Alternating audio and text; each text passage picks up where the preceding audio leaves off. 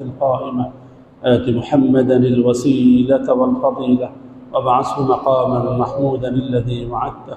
رضيت بالله ربا وبالإسلام دينا وبمحمد نبيا صلى الله عليه وسلم.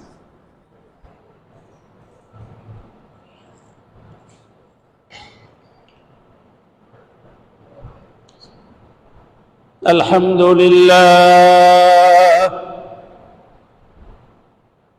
لله نحمده ونستعينه ونستغفره ونؤمن به ونتوكل عليه ونعوذ بالله من شرور أنفسنا ومن سيئات أعمالنا. من يهده الله فلا مضل له ومن يضلل فلا هادي له. وأشهد أن لا إله إلا الله وحده لا شريك له وأشهد أن محمدا عبده ورسوله. أما بعد فإن خير الحديث كتاب الله وخير الهدي هدي محمد صلى الله عليه وسلم وشر الأمور محدثاتها وكل محدثة بدعة وكل بدعة ضلالة وكل ضلالة في النار. فأعوذ بالله من الشيطان الرجيم. بسم الله الرحمن الرحيم. قاف والقرآن المجيد بل عجبوا أن جاءهم منذر منهم فقال الكافرون هذا شيء عجيب أإذا متنا وكنا ترابا ذلك رجع بعيد قد علمنا ما تنقص الأرض منهم وعندنا كتاب حفيظ بل كذبوا بالحق لما جاءهم فهم في أمر مريج أفلم ينظروا إلى السماء فوقهم كيف بنيناها وزيناها وما لها من فروج والأرض مددناها وألقينا فيها رواسي وأنبتنا فيها من كل زوج بهيج تبصرة وذكرى لكل عبد منيب. وقال الله تبارك وتعالى فأعوذ بالله من الشيطان الرجيم وإنك لعلى خلق عظيم. সমস্ত প্রশংসা সমস্ত তারিফ সেই মহান আল্লাহ রাব্বুল আলামিনের জন্য যার অশেষ অনুগ্রহে আজকের এই জুমআর দিনে জুমআর সালাতকে আদা করার জন্য আমরা যারা যারা যথাসময়ে সঠিক সময়ে এই জামে মসজিদে এসে উপস্থিত হতে পেরেছি আমরা সকলে বলি আলহামদুলিল্লাহ। শত কোটি দরুদ ও সালাম সেই মহামানব মানব নবী বিশ্ব নবী সৈয়দুল মুরসালিন খাতামুন নবিয়্যিন মুহাম্মদুর রাসূলুল্লাহ সাল্লাল্লাহু আলাইহি ওয়াসাল্লামের জন্য যার আদর্শে অনুপ্রাণিত হয়ে যার আদর্শ মতে চলে যার আদর্শকে নিজেদের জীবনের আদর্শ যার চরিত্রকে নিজেদের চরিত্র সেই হিসাবে গড়ে তোলার জন্য আমরা প্রাণান্তকর চেষ্টা করে যাচ্ছি। যে নবীর অনুকরণে আমাদের এই প্রচেষ্টা, যে নবীর শাফাআত লাভে ধন্য হয়ে আমরা জান্নাতে যাব, যে নবীর শাফাআতে আমাদের মুক্তি রয়েছে, সেই নবীর জন্য শত কোটি দরুদ ও সালাম। আল্লাহুম্মা সাল্লি আলাইহি আল্লাহুম্মা বারিক আলাইহি। সম্মানিত মুসল্লিয়ানে কেরাম, আল্লাহ রাব্বুল আলামিন সমস্ত মানব জাতিকে সৃষ্টি করার মধ্যে মানব জাতিকে হেদায়েত দেওয়ার জন্য, সুপথে পরিচালিত করার জন্য, আল্লাহর পথে রাখার জন্য যুগে যুগে কালে কালে নবী ও রাসূল পাঠিয়েছেন। মানুষের মধ্যে নবীগণ সেরা, নবীদের মধ্যে যিনি সর্বসেরা তিনি হলেন আমাদের নবী, বিশ্ব নবী, নবী মুহাম্মদুর রাসূলুল্লাহ সাল্লাল্লাহু আলাইহি ওয়াসাল্লাম। এই নবীর আদর্শ, এই নবীর চরিত্র, এই নবীর কার্যক্রম আমরা নিজেদের জীবনে বাস্তবায়ন করে নিজেদেরকে সত্যিকারের সেই নবীর উম্মত হিসেবে নিজেদেরকে গড়ে তুলব। এই জন্যই তো আল্লাহ রাব্বুল আলামিন আমাদের পর্যন্ত তার কোরআনের মাধ্যমে, তার রাসূলের বাণীর মাধ্যমে ওই কথাগুলোকে আমাদের পর্যন্ত এবং আমাদের পরে যারা আসবেন কিয়ামত অবধি, যারা ঈমানের পথে থাকবেন তাদের পর্যন্ত পৌঁছানোর ব্যবস্থা রাব্বুল আলামিন করে দিয়েছেন। চরিত্র কার গ্রহণ করব? বিশেষ করে আমাদের দেশে চরিত্রের শেষ নাই। উমুকের চরিত্র ফুলের মতো পবিত্র, উমুকের আদর্শ আমাদের আদর্শ, আমরা তার আদর্শ বাস্তবায়ন করার জন্য চেষ্টা করে যাচ্ছি। এটা সকলের নিকটে ব্যক্তি একটা না, সকলের নিকটে ব্যক্তি একটা না, এক একটা দলের এক একজন আদর্শ, এক একটা পার্টির এক একটা আদর্শ। কিন্তু আমরা এই মেহরাব থেকে, এই মেম্বার থেকে আমরা কখনোই রাজনৈতিক কথা বলি না, ইনশাল্লাহ বলবো না। কিন্তু যতটুকু বুঝানোর দরকার, যতটুকু বুঝানোর দরকার, এতটুকু বলে যদি না বুঝানো হয় তাহলে, যেমন আল্লাহ রাসূল সাল্লাল্লাহু আলাইহি সাল্লাম বললেন, ফাদলুল আলিমি আলাল আবিদ, একজন সাধারণ ইবাদতকারী আর একজন জ্ঞানী গুণী আলেম, এই দুইজনের মধ্যে পার্থক্য কি? কাফাদলি আলা আদনাকুম, যেমন আমার প্রাধান্য তোমাদের মধ্যে সবচেয়ে নগণ্য যে ব্যক্তিটা, তার মধ্যে রাসূল উদাহরণ দিলেন যে আমার যে মর্যাদা, আমার যে স্তর, তার স্তর আর যে সাধারণ একজন মুসল্লি, তার সালাত সম্পর্কে, যাকাত সম্পর্কে, সাওম সম্পর্কে, হজ সম্পর্কে, সাদাকাত সম্পর্কে, অন্যান্য মুআমালাত সম্পর্কে সম্যক জ্ঞান নাই। এই দুইজনের মধ্যে মর্যাদার যে পার্থক্য, অনুরূপ পার্থক্য একজন আলেম, একজন সাধারণ আবেদের মধ্যে। একজন আবেদ ব্যক্তি সারা রাত ইবাদত করতেছে, আর একজন আলেম তিনি ইশার সালাতটাকে জামাতের সাথে পড়লেন, তাসবিহ তাহলিল করলেন, শোয়ার আগে সূরা বাকারার শেষ 2 আয়াত পাঠ করলেন, ঘুমিয়ে গেলেন। এরপরে উঠে আবার ফজরের সময় তিনি ফজরের সালাত আদায় করলেন। যে ব্যক্তি সারা রাত চেষ্টা করে, রাত জেগে কষ্ট করে ইবাদত করেছে, একজন আবেদ, আর এই ব্যক্তি ঘুমিয়ে ঘুমিয়ে এক রাকাতও সালাত আদায় করলো না। কিন্তু আল্লাহ রাসূলের যে ইলম, জ্ঞান, এটা মনে রেখেছে যে ব্যক্তি ইশারের সালাত জামাতের সাথে আদায় করলো, সেজন্য অর্ধেক রাত্রি জেগে ইবাদত করার নেকি পেয়ে গেল, সুবহানাল্লাহ। আর যে ব্যক্তি ফজরের সালাত জামাতের সাথে আদায় করলো, সেজন্য সারা রাত জেগে ইবাদত করার সওয়াব পেয়ে গেল। একটা আরেকটা শোয়ার আগে আমি বলেছি সূরা বাকারার শেষ 2 আয়াত পাঠ করলো। আল্লাহ রাসূল বলেছেন যে ব্যক্তি শোয়ার আগে প্রত্যেক রাত্রিতে সূরা বাকারার শেষ আয়াত পাঠ করবে, তার জন্য সেটাই যথেষ্ট হয়ে যাবে। মুহাদ্দিসিন কিরাম বলেছেন যথেষ্ট মানে সে সারা রাত দেখে যে সওয়াব পেত ইবাদত করে, সেই সওয়াব এই 2টা আয়াত পাঠ করার মাধ্যমে সে পেয়ে যাবে, সুবহানাল্লাহ। এই ব্যক্তি যদি এই রাত্রি মারা যায় তাহলে জান্নাতে যাওয়ার জন্য এই 2টা আয়াত তেলাওয়াতই তার জন্য যথেষ্ট হয়ে যাবে, সুবহানাল্লাহ। তাহলে একজন জ্ঞানী গুণী যিনি জানেন, তিনি ওয়াজিফা পাঠ করলেন, ঘুমিয়ে গেলেন, সারা রাত জেগে ইবাদত করলেন, আবার উঠে ফজরের সালাত আদায় করলেন, ইনি ডবল নেকি পেলেন। আর একজন শুধু ইবাদতই করে গেলেন, 2 রাকাত 2 রাকাত 4 রাকাত করে পড়তে পড়তে সুবহে সাদিক, তিনি সিঙ্গেল পেলেন। তাহলে নিজের আরামও হলো, ওনার কিন্তু আরাম হলো না। এটার জন্য হয়তো ফজর পরে যদি ঘুমোতে যায় তার জোহরটা মিস হয়ে যেতে পারে, নাউযুবিল্লাহ মিন যালিক। বা কখনো কখনো জোহর পেয়ে গেলেও শরীরটার মধ্যে একটা অলস ভাব সারা, কারণ এক রাতের ঘুম কয়েক দিনে পূর্ণ হয় না। সে দিনের বেলা যে কাজকর্ম করতে হবে, ও জাহান্নাল নাহার মাআশা, এই মাআশিয়াতের মধ্যে সে অংশ নিতে পারলো না।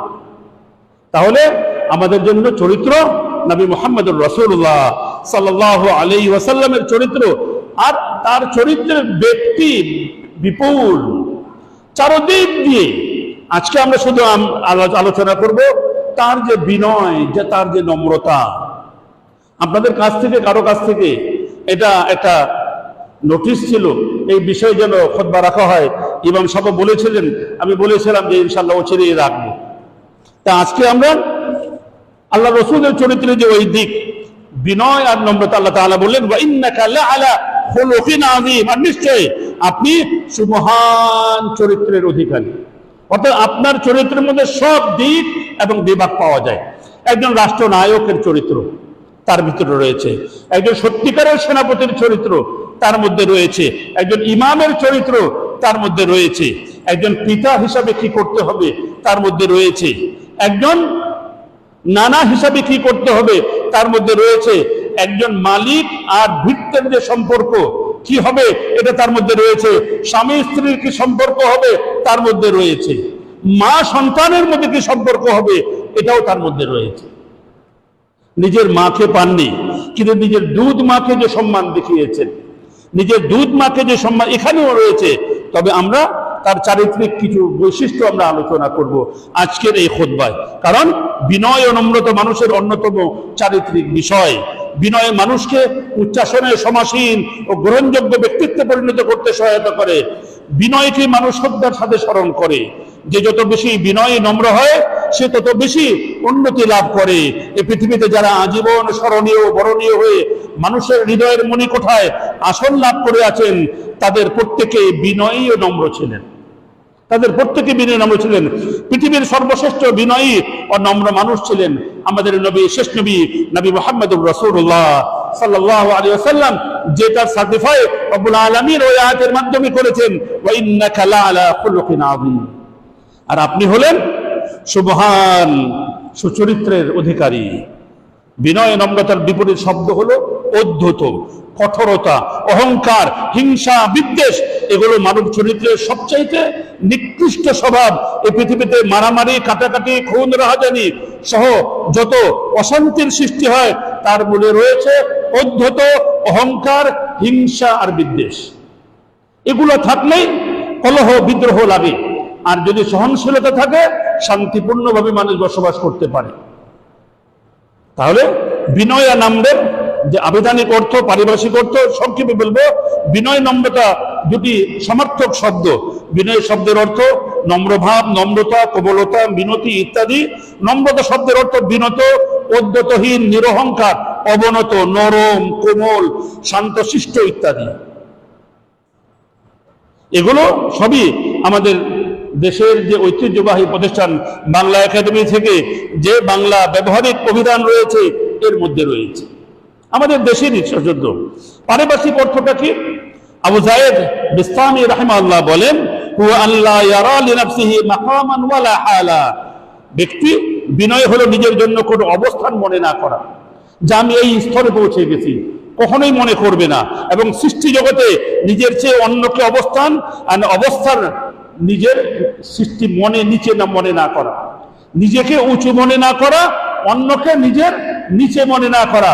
সকলে ইন্নামাল মুমিনুনা ইখওয়া, সকলে আমরা ভাই ভাই, সকলে আমরা ভাই ভাই। ইবনে আতা বলেন রাহিমাহুল্লাহ, যে ব্যক্তি কোনো সত্যকে গ্রহণ করে সম্মান হলো নম্রতায়। হুয়া কবুলুল হাক্কি মিম্মান কান, ব্যক্তিকে যে কোনো ব্যক্তি থেকে সত্যকে গ্রহণ করে। আর সম্মান হলো নম্রতায়। যে ব্যক্তি অহংকারের মধ্যে নম্রতা তালাশ করে সেজন্য আগুনের ভিতরে পানি তালাশ করে।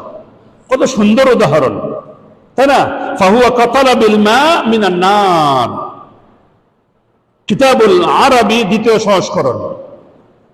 আব্দুল্লাহ ইবনে মুবারক রাহিমাহুল্লাহ, বিখ্যাত মুহাদ্দিস, তিনি বলেন বিনয় নম্রতার মূল হলো তুমি তোমার দুনিয়ায় নিয়ামতের ক্ষেত্রে নিজেকে তোমার নিচের স্তরের লোকদের সাথে রাখবে, যাতে তুমি তাকে বুঝাতে পারো যে তোমার দুনিয়া নিয়ে তুমি তার চেয়ে মর্যাদাবান নও। আর নিজেকে উঁচু করে দেখাবে তোমার চেয়ে দুনিয়াবি নিয়ামত নিয়ে উঁচু ব্যক্তির নিকট, যাতে তুমি তাকে বুঝাতে পারো দুনিয়া নিয়ে সে খুব বেশি উঁচু অবস্থানে নেই, খুব বেশি উঁচু অবস্থানে নেই। এই হলো গিয়ে অবস্থান। তাহলে বিনয় নম্রতার প্রকারভেদ তিনটি ভাগে ভাগ করা যায়। মানুষের সাথে নম্রতা, তাই না, খাদেম চাকরদের সাথে নম্রতা, এবং জীব জানোয়ারের সাথে নম্রতা। আমরা এই বিষয়গুলো নিয়ে পর্যায়ক্রমে আজকের যে খুতবা এই সময়ের মধ্যে যতটুকু পারি আলোচনা করার চেষ্টা করব, অবশ্যই কোরআন এবং সহিহ সুন্নাহর আলোকে। সুফিয়ান সাউরি রাহিমাহুল্লাহ বলেন, তোমরা কি জানো নম্রতা কি? তারা বলল, আপনি বলুন হে আবু মুহাম্মদ। তার আরেকটা নাম।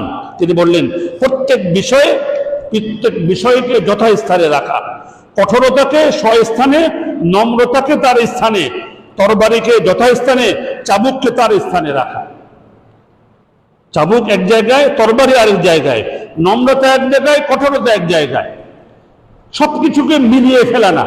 যেখানে নম্রতা দরকার সেখানে নম্রভাবে মানুষের কাছে প্রকাশ করা, যেখানে যখন কঠোরতা দরকার পড়বে যতটুকু দরকার ততটুকুই ব্যবহার করা। এই হলো গিয়ে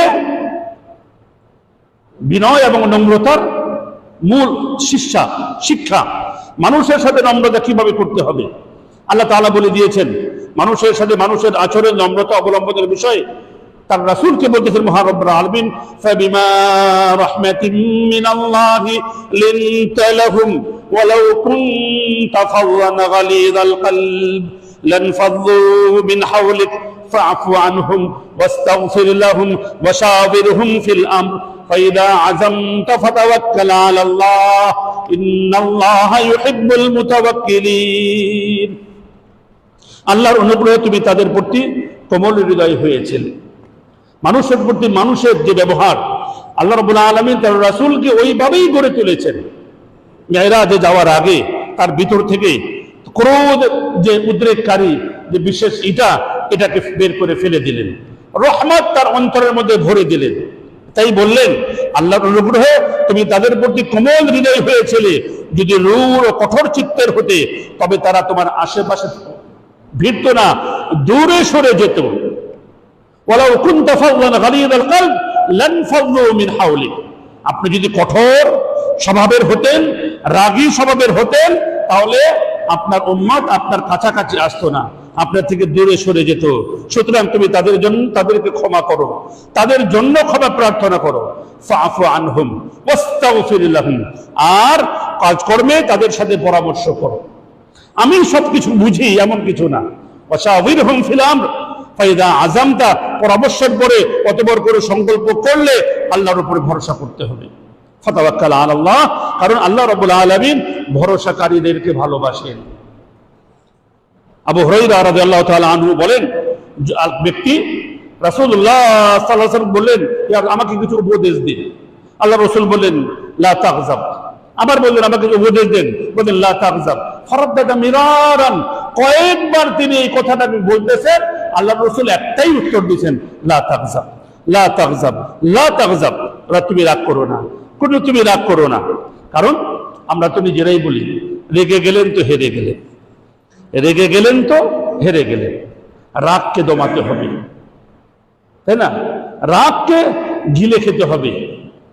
ওয়াল কাযিমিন আল গায়জ ওয়াল আফিনা আনিন নাস, যারা রাগকে গিলে ফেলতে পারে, মানুষকে ক্ষমা করে দিতে পারে, এরাই হলো মুহসিনিন। হাদিস সহিহ বুখারী ও মুসলিমের। রাসূলুল্লাহ আরো বলেন, সিবাবুল মুসলিমি ফুসুকুন, একজন মুসলিমকে গালি দেওয়া ফাসিকি, পাপাচার, ওয়া কিতালুহু কুফরুন, আর তাকে হত্যা করা কুফরি। আল্লাহ রাব্বুল আলামিনের নিয়ামতকে অস্বীকার করা, আল্লাহ রাব্বুল আলামিনের নিয়ামতকে অস্বীকার করা কুফরি করা। এখন এই যে জিনিসটা প্রথম অংশটা আমরা দেখি, আমরা কিন্তু মানুষকে গালিগালাজ যে করতেই থাকি। কোন একটু কিছু হলেই হঠাৎ করে গালি দিয়ে দিলাম। বিশেষ করে আমাদের মধ্যে যারা ড্রাইভার শ্রেণীর রয়েছে, বা বাসের মধ্যে গাড়ির মধ্যে যাত্রী হলে ড্রাইভারদেরকে অকথ্য ভাষায় গালিগালাজ করতে থাকে। একজন আরেকজন একটু এদিক ওদিক হয়ে গেলে তার মাকে, বোনকে নিয়ে, তার পরিবারকে নিয়ে গালিগালাজ করতেছে, আর তখন পক্ষান্তরে ও গালি দিতেছে। এই যে আমরা পাপাচারের মধ্যে আকণ্ঠ নিমজ্জিত রয়েছে, তাহলে আল্লাহ রাব্বুল আলামিনের রহমত আসবে করতে কি করে আসবে? সিবাবুল মুসলিমি ফুসুকুন ওয়া কিতালুহু কুফরুন, এই হাদিস সহিহ বুখারী মুসলিমের হাদিস। মানুষের সাথে মানুষের যদি দয়া, সহমর্মিতা, ভালোবাসা থাকে, একজন আরেকজনকে তুচ্ছ তাচ্ছিল্য করে গালিগালাজ করতে পারে না, তাকে হেয় নিচ করতে পারে না। নিজের অধীনস্থ ব্যক্তিদের চাকর বা খাদেম তাদের সাথে কি করতে হবে এই সম্পর্কে উত্তম ব্যবহার করতে ইসলামী নির্দেশ রয়েছে। ইবনে ওমর রাদিয়াল্লাহু তাআলা আনহু একদা মাটি থেকে এক খণ্ড কাঠি অন্য কোনো কিছু নিয়ে বললেন তাকে আজাদ করার মাধ্যমে এর সম পরিমাণ পুণ্যও নেই।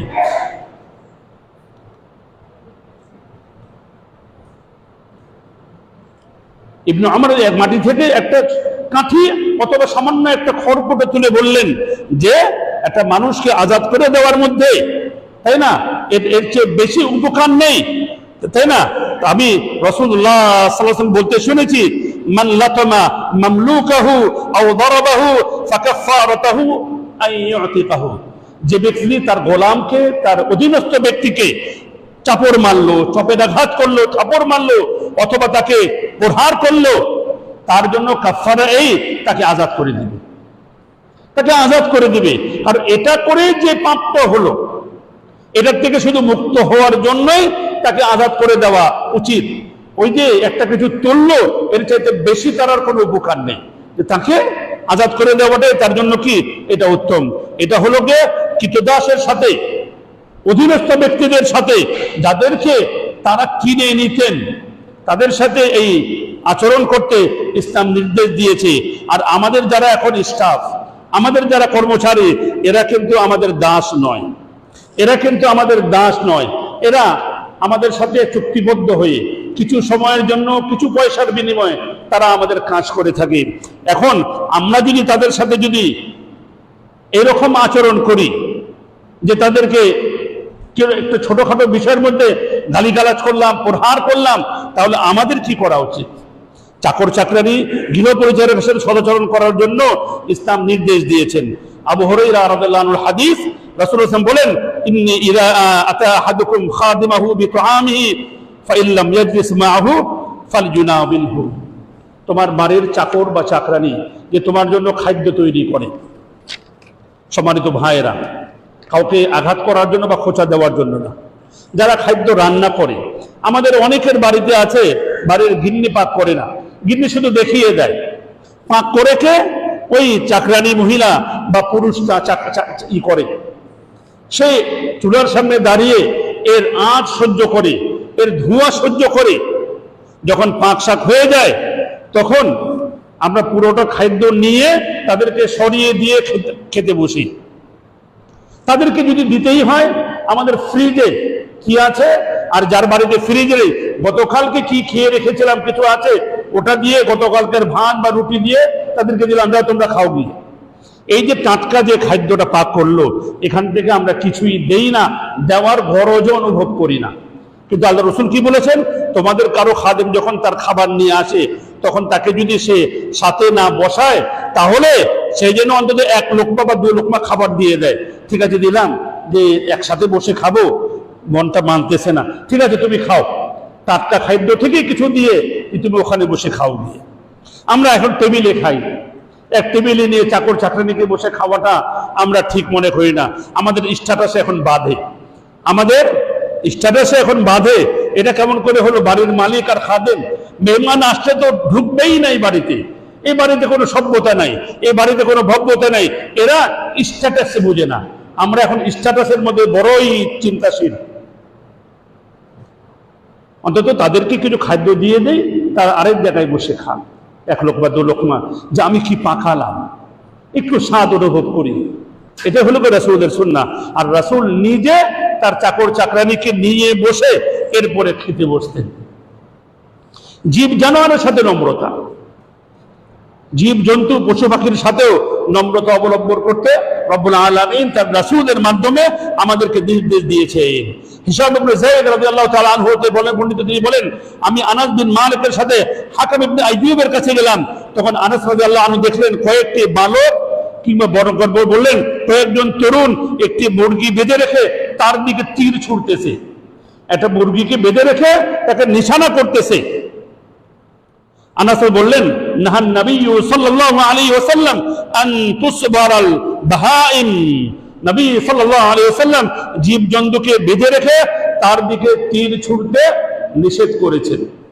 তাকে আবদ্ধ রেখে তুমি এভাবে মারতেছো, এটা কোনো মানবতা না, এটা কোনো মানবতা না, এটা কোনো সভ্যতা না। এটা রাসূল নিষেধ করেছেন। অন্যান্য বর্ণনা এসেছে ইবনে ওমর থেকে কতিপয় কুরাইশ যুবকের নিকট দিয়ে যাচ্ছিলেন, তারা একটি পাখি বেঁধে সেটির দিকে তীর নিক্ষেপ করছিল, আর প্রত্যেকটি নিশানা ব্যর্থ হওয়ার কারণে তারা পাখির উপর মালিকের জন্য একটি করে তীর নিক্ষেপ করছিল। তারা ইবনে ওমরকে দেখে আলাদা হয়ে গেল। তখন ইবনে ওমর বললেন, মান ফাআলা হাদা, কে এই কাজটা করলো? যে ব্যক্তি এরূপ করেছে তার প্রতি আল্লাহ রাব্বুল আলামিনের লানত। কারণ রাসূলুল্লাহ সাল্লাল্লাহু আলাইহি ওয়াসাল্লাম তাকে লানত করেছেন যে কোনো জীবজন্তুকে তাদের নিশানার জন্য লক্ষ্য স্থির বানায়। সহিহ মুসলিমের হাদিস, শাদ্দাদ ইবনে আউস থেকে বর্ণনা রয়েছে, ইন্নাল্লাহা কাতাবাল ইহসানা আলা কুল্লি শাই, আল্লাহ রাব্বুল আলামিন প্রত্যেকটা বিষয়ের উপরে দয়া করতে কাতাবা লিপিবদ্ধ বা ফরজ করে দিয়েছেন। ফাইদা কাতালতুম ফাহসিনুল কিতলাতা, কাউকে যদি হত্যা করে একবারে হত্যা করে ফেলে কিতলাতা, তাই না? তাকে ওই আমরা বলি যে খুঁচিয়ে খুঁচিয়ে মারা, আস্তে আস্তে মারা, এটা ইসলামের বিধান নয়। আমি যখন কাউকে যুদ্ধের ময়দানে হত্যা করব, এমন জায়গায় তাকে আঘাত করব সে একবারে মরে যাবে, জ্বালা যন্ত্রণা কষ্ট সহ্য করতে করতে মারা যাবে, এটা ইসলামের বিধান না। কারণ ইসলামের মধ্যেও প্রয়োজনে আল্লাহ রসুলকে, আল্লাহ রসুলের সাহাবাগণকে যুদ্ধ করতে হয়েছে। এই রকম ভাবে মারা হত্যা করার বিধান আল্লাহ রসুল নিষেধ করেছেন। শুধু তাই না, আমরা যে মুরগি, হাঁস, পাখি, গরু, ছাগল, উট যাই কিছু জবাই করি না কেন, এখানেও ইহসান করতে বলা হয়েছে। ওয়াইদা যাবাহতুম ফাহসিনুজ যিবহাতা, তোমরা যখন কোনো কিছুকে জবাই করবে ভালোভাবে উত্তমতার সাথে জবাই করো, তার প্রতি দয়া দেখিয়ে জবাই করো। কিভাবে দয়া দেখাবে? ওয়ালিয়ুহিদ্দা আহাদুকুম শাফরাতাহু, সেজন্য জবাই করার পূর্বে তার ছুরিটাকে ভালো করে ধান করে নেয়। ওয়ালিয়ুরিহ যাবিহাতাহু, আর যখন জবাই করবে ওই জবাই পশুটাকে আরাম দেয়, একবারে মারলেই যেন কেটে যায়, এমন যেন যে ঘুষতেই আছি। একটা মুরগি কাটতেই 1 মিনিট লেগে যাচ্ছে, তাহলে গরু ছাগল কাটতে কতক্ষণ লাগবে? এই জন্য যখনই কাটবো ছুরিটাকে ভালো করে ধার করে দেব, এ হলো ইসলামের বিধান। আবার এখানেও বিধান দেওয়া হয়েছে, তোমরা যে পশুটাকে জবাই করবে ওই পশুর চোখের সামনে তোমরা ছুরি ধার করো না, অন্যত্র আড়ালে ধার করে নিয়ে এসে তাকে জবাই করো। সুবহানাল্লাহ, এই হলো ইসলামের বিধান। তাহলে বিনয় নম্রতার গুরুত্ব রাসূলুল্লাহ সাল্লাল্লাহু আলাইহি ওয়াসাল্লাম দিয়েছেন। এটা এই জন্য রব্বুল আলামিন বলেন, ওয়াকসিদ ফি মাশিকা ওয়াগযুদ মিন সাউতিক ইন্না আনকারাল আসওয়াতি লাসাউতুল হামির, সংযত হয়ে চলাফেরা করো, তোমার কণ্ঠস্বরকে সংযত করো, নিঃসন্দেহে গাধার স্বরই সর্বাপেক্ষা অপ্রীতিকর। শুধু তাই না, আল্লাহ বলছেন ওয়াকফির জানাহাকা লিমান ইত্তাবাআকা মিনাল মুমিনিন, তুমি তোমার অনুসারী মুমিনদের প্রতি সদয় হৃদয়ের হয়ে যাও। আয়েশা রাদিয়াল্লাহু আনহা বলেন, একবার ইহুদিদের একটি দল রাসূলুল্লাহ সাল্লাল্লাহু আলাইহি ওয়াসাল্লামের কাছে আসার অনুমতি চেয়ে বলল, আসসালামু আলাইকুম। আসসালামু আলাইকুম অর্থ কি? আপনি মারা যান। তা আল্লাহ রসুল তো আরবি জানেন, যখন এটা বললেন তখন আয়েশা রাদিয়াল্লাহু আনহা বললেন, ওয়া আলাইকুমুস সালাম ওয়া আলাইকাল লা'না, বরং তোমার মৃত্যু ঘটুক, তোমার উপরে অভিসম্পাত করুক আল্লাহর পক্ষ থেকে। তখন নবী মুহাম্মদুর রাসূলুল্লাহ সাল্লাল্লাহু আলাইহি ওয়াসাল্লাম আম্মা জান আয়েশা সিদ্দিকাকে বললেন রাদিয়াল্লাহু তাআলা আনহা, হে আয়েশা থামো, কি বলতেছো তুমি, কি বলতেছো? নিঃসন্দেহে আল্লাহ তাআলা সব বিষয়ে কোমলতাকে পছন্দ করেন, সব বিষয় কোমলতাকে পছন্দ করেন। উত্তর আমি বললাম, তারা যা বলেছে আপনি কি তা শোনেননি? আম্মা আয়েশা বললেন, তারা যে বলল আসসালামু আলাইকুম, আপনার মৃত্যু হোক, আপনি কি এটা শোনেননি? তিনি বললেন, আমি তো ওয়া আলাইকুম বলেছি।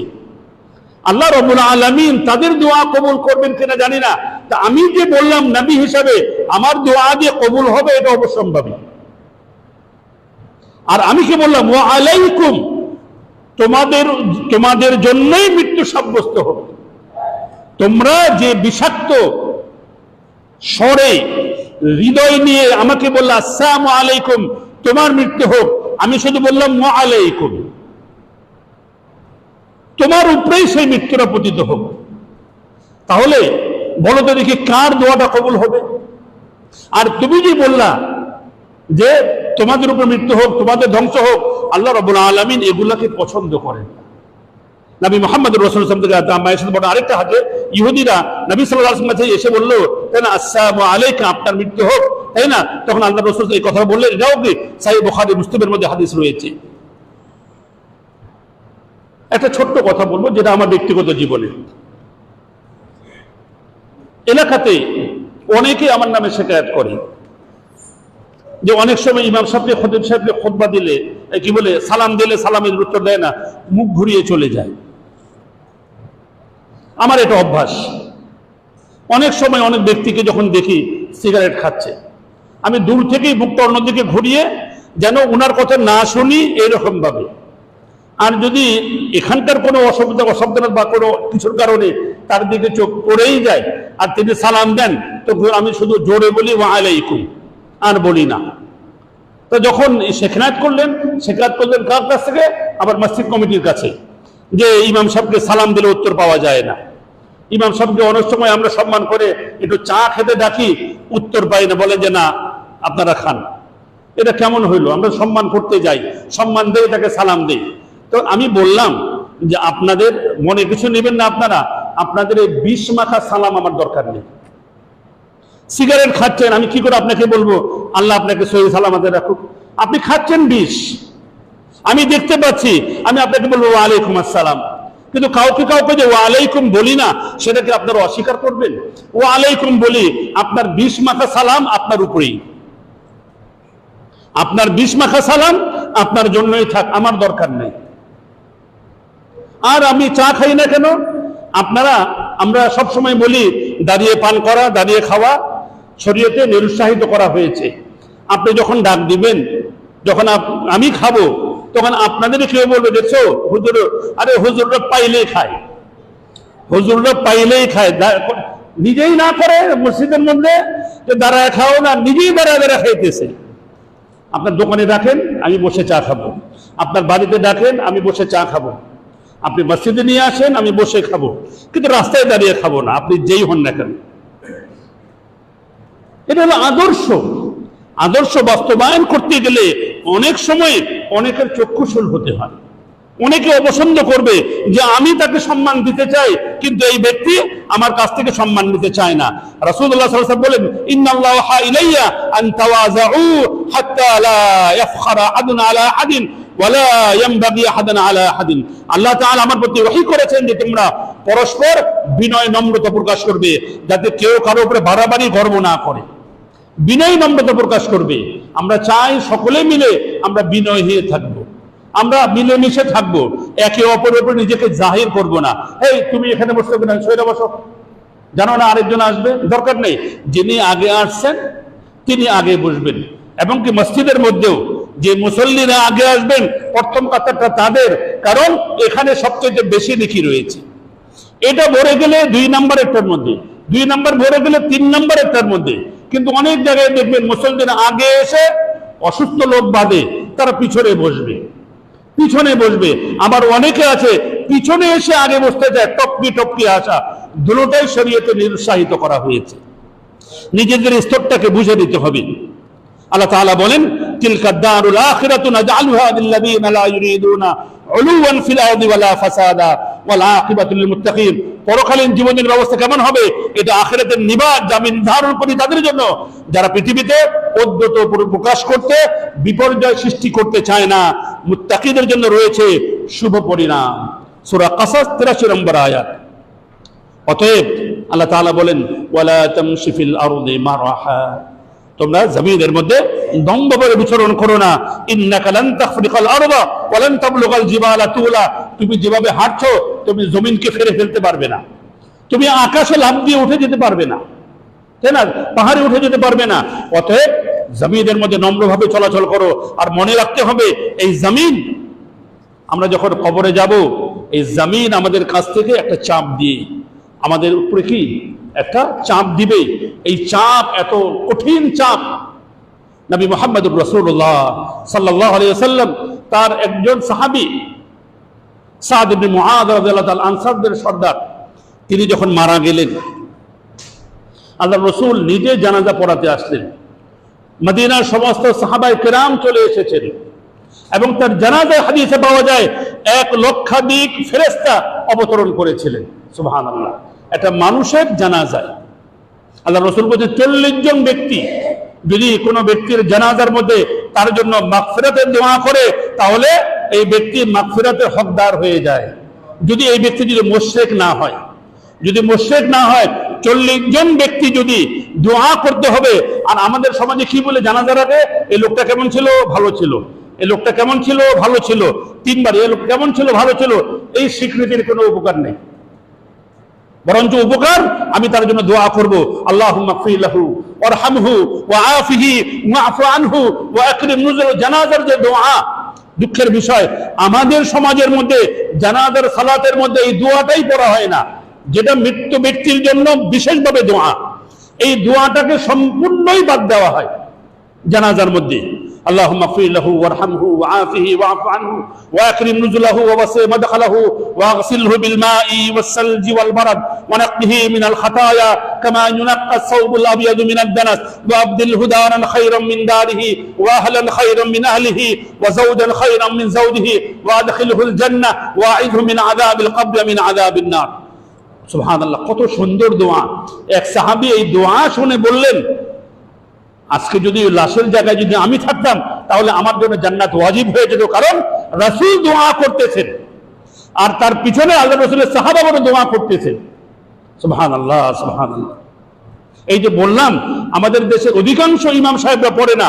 আপনি জিজ্ঞেস করে দেখেন জানাজার মধ্যে কি পড়ে। প্রথম তাকবীরের মধ্যে সানা পাঠ করবে, দ্বিতীয় তাকবীরে দুরূদ ইব্রাহিম পাঠ করবে, আর তৃতীয় তাকবীরে একটা আম দোয়া, আল্লাহুম্মা গফির লিহাইয়িনা ওয়া মাইয়িতিনা ওয়া মা'তানা وشاهدنا وغائبنا وصغيرنا وكبيرنا وذكرنا وأنثانا اللهم من أحييته منا فأحيي على الإسلام ومن توفيته منا فتوفه على الإيمان اللهم لا تحرمنا أجره ولا تفتنا بعده। এরপরে আল্লাহু আকবার দিয়ে সালাম। এখানে মাইয়িতের জন্য দোয়া একেবারেই নগণ্য। নিজেদের জন্য দোয়া, নিজেদের যারা মারা গেছে আগে তাদের জন্য দোয়া, যারা বেঁচে আছে তাদের জন্য দোয়া। মাইয়িতের জন্য কি হলো? এটা একটা দোয়া, এটা একটা দয়া, এটা একটা চরিত্র যে আমি আমার ভাইয়ের জন্য দোয়া করব, আমি আমার ভাইয়ের জন্য দোয়া করব। তাই নবী মুহাম্মদুর রাসূলুল্লাহ সাল্লাল্লাহু আলাইহি ওয়াসাল্লাম আরো বলেন, ইহশুরুল মুকাব্বিরুনা ইয়াউমাল কিয়ামা আমসাল আদ-দুর ফি সুওয়ারির রিজাল।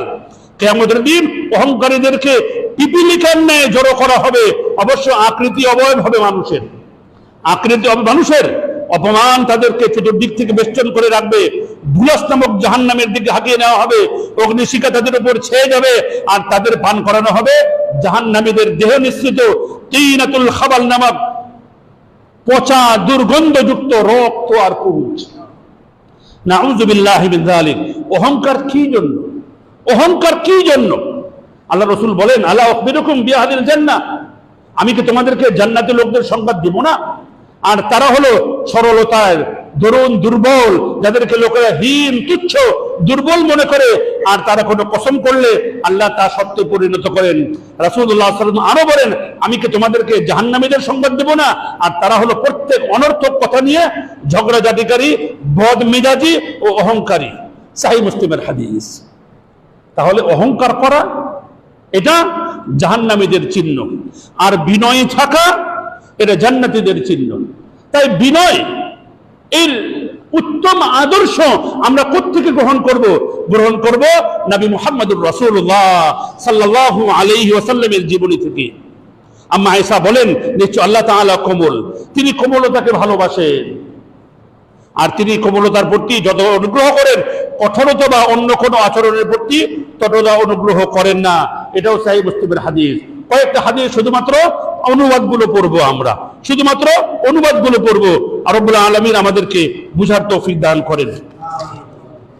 এরপরে একজন দাঈ, একজন দাওয়াতদাতার মূল চরিত্র হবে তিনি নম্রতার সাথে মানুষদেরকে দাওয়াত দিবেন। আল্লাহ তাআলা বলেন, উদউ ইলা সাবিলি রাব্বিকা বিল হিকমা ওয়াল মাউইযাতিল হাসানা, আপনি মানুষদেরকে আপনার রবের পথে ডাকুন প্রজ্ঞা আর উত্তম কথার মাধ্যমে। আল্লাহ তাআলা মুসা আলাইহিস সালাম এবং হারুন সবকে ফিরাউনের নিকটে পাঠিয়েছেন। কি বলেন? ইযহাবা ইলা ফিরাউনা ইন্নাহু তাগা, তোমরা যাও ফিরআউনের নিকটে, সে সীমালঙ্ঘনকারী হয়ে গিয়েছে। আর গিয়ে কি করবে? ফাকুলা লাহু কাওলাল লাইয়িনা, নম্র ভাষায় কথা বলবে। কেন? লাআল্লাহু ইয়াতাযাক্কার, হতে পারে সে এর থেকে চিন্তা করবে, আও ইয়াখশা, অথবা আল্লাহকে ভয় করবে। ও কঠোর হয়ে গেছে, ও উদ্যত হয়ে গেছে, অহংকারী হয়ে গেছে, এই জন্য তুমি জোরে জোরে কথা বলবে? না না না না, এটা না। শিশুদের সাথে কোমল ব্যবহার। রাসূলুল্লাহ সাল্লাল্লাহু আলাইহি ওয়াসাল্লাম শিশুদেরকে যখন আনা হতো তার নিকটে, তিনি তাদের জন্য বরকত ও কল্যাণের দোয়া করতেন, শিশুদেরকে কোলে নিতেন। এবং একবার একটা শিশুকে আনা হলো, শিশু অবুঝ প্রাণী, অবুঝ বাচ্চা যখন নিয়ে আসা হলো, তিনি তাকে কোলে তুলে নিলেন, শিশুটি তার কোলে প্রসাব করে দিলেন, রাসূলের কোলে। পরে তিনি পানি চেয়ে নিলেন এবং প্রসাবের উপরে কিছু পানি ছিটা দিয়ে দিলেন। রাগ করলেন না, হাই বাচ্চা নিয়ে আসো, প্রসাব করে নিয়ে আসো। নেই, আমরা কিন্তু রাগ করে ফেলি। এই বাচ্চা প্রসাব করলেই আমরা অনেক জায়গায় গিয়ে বাচ্চা কোলে দিই, প্রসাব করে দিলে চট করে সরিয়ে ফেলি। না, এই বাচ্চাটার রোগ হয়ে যাবে, একটা রোগ হয়ে যাবে। শুধু বাচ্চা না, রাসূলুল্লাহ সাল্লাল্লাহু আলাইহি ওয়াসাল্লাম এরকম একজন আলোচনা করতেছে, সাহাবারা আছেন, কিছু গ্রাম্য ব্যক্তিও এসেছে আলোচনা শোনার জন্য। একজন গ্রাম্য ব্যক্তি, তার প্রসাব লেগেছে, এখানে আলোচনা থেকে উঠেই এক জায়গায় গিয়ে প্রসাব করা শুরু করে দিল। যা আরাবিয়ুন ফাবালা ফি তাইফাতিল মাসজিদ, মসজিদের এক পাশে, ফাজাজারাহুমুন নাস, এটা দেখেই সাহাবাগণ ধমক দিয়ে উঠলেন, আল্লাহর রাসূল তাদেরকে নিষেধ করলেন। এরপরে যখন তার প্রসাব হয়ে গেল, তাকে ডাকলেন, সাহাবাদেরকে বললেন এখানে এক বালতি পানি ঢেলে দাও। তাকে দেখে বললেন যে তোমরা তোমাদের এলাকায় কি আল্লাহর কোনো ইবাদত করো না? বলছে হ্যাঁ করি। ওখানে আমাদের যেখানে দেবদেবী আছে করি। বলছে ওইগুলা বাতিল, আল্লাহ রাব্বুল আলামিন সত্য। এটা হলো আল্লাহর ঘর, এই ঘরের মধ্যে কোনো প্রসাব পায়খানা করা যায় না, পবিত্র রাখতে হয়। আল্লাহ রাসূলের এই চরিত্রের মাপকাঠি দেখে এই ব্যক্তি ইসলাম কবুল করে ফেললেন, সুবহানাল্লাহ। এবং তিনি নামাজে দাঁড়ালেন, নামাজের পরে দোয়া করতেছেন, ইয়া আল্লাহ তুমি আমাকে আর মুহাম্মদকে রহম করো, আর আমাদের সাথে কাউকে রহম করো না। আল্লাহ রাসূল বললেন তুমি তো আল্লাহ রাব্বুল আলামিনের দয়াটাকে সংকীর্ণ করে ফেললে। সংকীর্ণ কারণ কেন? তার ভিতরে রাগ, তার প্রতি কোমলতা দেখিয়েছে একমাত্র রাসূল। তাই আল্লাহকে বলে, ইয়া আল্লাহ আল্লাহুম্মা আরহামনি ওয়া মুহাম্মাদান ওয়া লা তারহামনি আহাদা, তাই না? ওয়া লা তারহাম মা'না আহাদা, আমাকে আর মুহাম্মদ সাল্লাল্লাহু আলাইহি ওয়াসাল্লামের প্রতি রহম করো, আর আমাদের সাথে কাউকে তুমি রহম করো না। আল্লাহ রাসূল বলে তুমি তো আল্লাহর রহমটাকে, আল্লাহর দয়াটাকে সংকীর্ণ করে ফেললে। সুবহানাল্লাহ, সুবহানাল্লাহ। শুধু বাচ্চা না, বয়স্কও যদি এখন হঠাৎ করে দাঁড়িয়ে গেছে, এক জায়গায় বসে গেছে প্রসাব করতে, তাকে গালিগালাজ না করে বোঝানো দরকার, মুরব্বী বা অমুক ভাই এটা তো উচিত না, আপনার রোগও হবে। এখানে ড্রেনের মধ্যে বসছেন বা নোংরার মধ্যে বসেছেন, আপনি সামনে গিয়ে কোনো জায়গায় একটু দেখেন সরকারি কোনো টয়লেট আছে কিনা, বা মসজিদ আছে, মুয়াজ্জিন সাহেবকে বলে যে আমার হাজাত পেয়ে গেছে, একটু ব্যবস্থা করে দেন, তাই না? আমরা যেহেতু ব্যবস্থাগুলো করে দেই না, মসজিদ যে সকালে তালা লাগে, দুপুরের আগে খোলে না, নামাজের পরে আবার তালা লাগে, আসরের আগে খোলে না, আসরের পরে তালা লাগে, মাগরিবের আগে খোলে না। বিশেষ করে টয়লেটগুলো বন্ধ করা হয়, কারণ আমাদের মধ্যে অনেক অভিযোগও আছে, এগুলো নোংরা করে রেখে যায়, যার কারণে মসজিদ কমিটিও বলেন এগুলোকে তালা লাগিয়ে দাও। রাসূলুল্লাহ সাল্লাল্লাহু আলাইহি ওয়াসাল্লাম একদিন হাঁটতেছেন, এটা দিয়ে শেষ করব। এক ব্যক্তি, আনাস বিন মালিকের হাদিস, আমি আলোচনা হাঁটছিলাম, তখন তার গায়ে একখানা গাঢ় পাড় যুক্ত, মোটা পাড় যুক্ত নজরানি চাদর ছিল। এক বেদুইন তাকে পেয়ে চাদর ধরে জোরে টান দিল। আল্লাহ রাসূলকে দেখে জোরে টান দিল, এত জোরে টান দিল তার ঘাড়ের মধ্যে দাঁত পড়ে গেল। আপনি আমি হলে কি করতাম? এত জোরে টান দিছে, তাই না? আমি যখন তাকিয়ে দেখলাম, তার জোরে টান কারণে তার কাঁধে চাদরের পাড়ের দাগ বসে গেছে। তার বেদুইনটি বললো, বেদুইনটা এসে বলে, হে মুহাম্মদ তোমার কাছে আল্লাহর দেওয়া সম্পদ আছে তো, তা থেকে আমাকে কিছু দাও, বা আমাকে কিছু দেওয়ার জন্য আদেশ করো। তখন নবী সাল্লাল্লাহু আলাইহি ওয়াসাল্লাম তার দিকে তাকিয়ে হেসে ফেললেন এবং তাকে কিছু দান করার জন্য আদেশ করলেন, এই দেখো কিছু দিয়ে দাও। আমাদের সামনে এসে যদি কেউ এরকম আমাদের জামা ধরে টান দেয়, দাগও যদি না পড়ে, ভাঁজটা নষ্ট হয়ে গেছে, তাকে কি করব? ও যেন আমার সামনে না আসে। আল্লাহ রাসূল কতটা দয়ার ছিলেন, তার ঘাড়ে চাদর ধরে টান দেওয়ার কারণে দাগ পড়ে গেল। কারণ সাধারণ চাদর থেকে পাটটা আঁচলটা মোটা হয়, এই মোটা আঁচলের কারণে দাগ পড়ে গেল, তারপরে রাসূল হেসে বলে যে তাকে দিয়ে দাও। এর সহিহ বুখারী মুসলিমের হাদিস। অতএব সম্মানিত উপস্থিতি, আমাদেরকে কতটা দয়া দেখানো দরকার, কতটা দয়ার পথে চলতে হবে, বিশেষ করে একে অপরের প্রতি। আজকে আমাদের মন থেকে যেন দয়া নামক জিনিসটা উঠেই গেছে। আমরা নিজেরাও যদি কোনো সময় কোনো অন্যায় করে ফেলি, যখন আল্লাহর কাছে হাত তুলি, চেষ্টা করি কান্না করার জন্য, কান্না আসে না। অন্যেরটা দেখে কি করে কান্না আসবে? নিজের পাপের উপরে নিজেরই কান্না আসে না। তাহলে সব সময় কোমল থাকার চেষ্টা করতে হবে, নরম থাকার চেষ্টা করতে হবে। দুনিয়ার মানুষ, আপনি আমি হয়তো ওই ভাইকে নরম দুর্বল মনে করব, কিন্তু এই ব্যক্তি রব্বুল আলামিন এমনি করে চরিত্রের দিক দিয়ে সবল। আর যারা নিজেরা অহংকার করে রাস্তা দাপিয়ে বেড়ায়, এরা হলো গিয়ে সমাজের মধ্যে সবচেয়ে নিকৃষ্ট, আর তাদের ঠিকানা হবে জাহান্নামের মধ্যে, আর তাদের খাবার হবে জাহান্নামীদের রক্ত, পুঁজ, দুর্গন্ধযুক্ত এইগুলো তিনাতুল খাবাল নামক এই খাদ্য। কোনটা আমাদের জন্য গ্রহণীয়? দুটোটাই সামনে উপস্থাপন করা হলো। গ্রহণ কোনটা করব, বিচক্ষণ ব্যক্তি চিন্তা করতে পারবে। রব্বুল আলামিন আমাদেরকে চিন্তা করার তৌফিক দান করেন। রব্বুল আলামিন সত্যিকার অর্থে আমাদের নবী, বিশ্ব নবী, নবী মুহাম্মদুর রাসূলুল্লাহ সাল্লাল্লাহু আলাইহি ওয়াসাল্লামের যে চরিত্র, উত্তম চরিত্র, উসওয়ায়ে হাসানা লা আলা খুলুকিন আযীম, এটা গ্রহণ করে সত্যিকারের মানুষ হওয়ার তৌফিক দান করেন। আমা আলাইনা ইল্লাল বালাগ। বারাকাল্লাহু লানা ওয়া লাকুম ফিল কুরআনিল আযীম ونفعنا وإياكم بالآيات والذكر الحكيم إنه تعالى جواد كريم ملك بر رؤوف رحيم.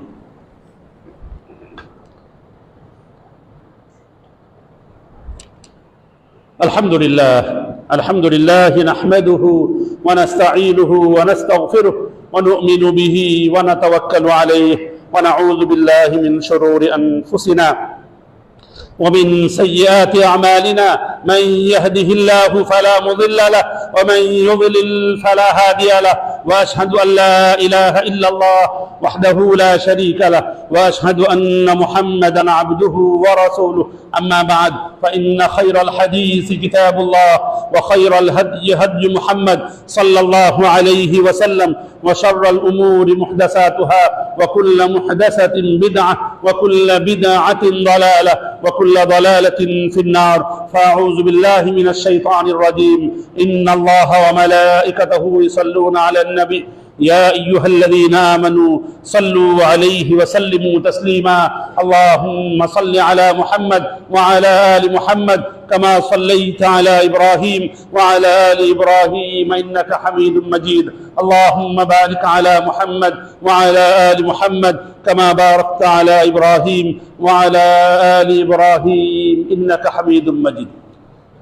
বেশ কিছু দোয়ার আবেদন আমি করব, বিশেষ করে আমাদের মসজিদের যিনি মুতাওয়াল্লি, আমাদের সোহেল ভাই অসুস্থ অবস্থায় গত সন্ধ্যায় আবারও হাসপাতালে ভর্তি হয়েছে। গত সপ্তাহে একটা অপারেশন হয়েছিল, মোটামুটি বোঝা যাচ্ছিল যে অপারেশনটা ভালোই হয়েছে, কিন্তু হঠাৎ করে আবার ব্যথা শুরু হয়েছে। আমরা দোয়া করব তার জন্য। দোয়া করব আমাদের এই মসজিদ নির্মাণে সবচেয়ে বেশি সহযোগিতা যার কাছে পেয়েছি, আলহাজ আলী হোসেন ভাই, ঢাকা মহানগর দক্ষিণ সভাপতি জমিয়তের, তার জন্য দোয়া করব। তিনি সস্ত্রীক দীর্ঘদিন থেকে অসুস্থ অবস্থায় রয়েছেন বাড়িতে।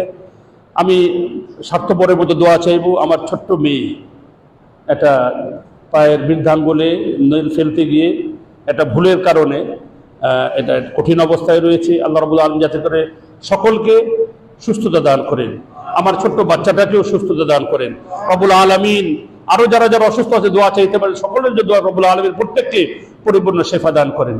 আযহিবিল বাসা রাব্বান নাস ওয়াশফি আনতা শাফি লা শিফা ইল্লা শিফাউক শিফাআন লা ইগাদিরু সাকামা। আমাদের ইমাম সাহেব অসুস্থ, গত বেশ কয়েকদিন থেকে চোখের রোগে ভুগতেছেন। রব্বুল আলামিন তাকেও পরিপূর্ণ সুস্থতা দান করেন। আল্লাহুম্মা ইশফি আমরাদানা ওয়া আমরাদাল মুসলিমিন ওয়া ইকফি হাজাতিনা ওয়া হাজাতিল মুসলিমিন। রব্বুল আলামিন আমাদেরকে সত্যিকার অর্থে তার বান্দা আর তার রাসূলের উম্মত হওয়ার তৌফিক দান করেন। কঠোরতা ত্যাগ করে নম্রতার সাথে জীবন যাপন করার তৌফিক দান করেন। দুনিয়ার মানুষের কাছে ভালো নয়, রব্বুল আলামিনের কাছে ভালো হওয়ার তৌফিক দান করেন, জান্নাতি হওয়ার তৌফিক দান করেন।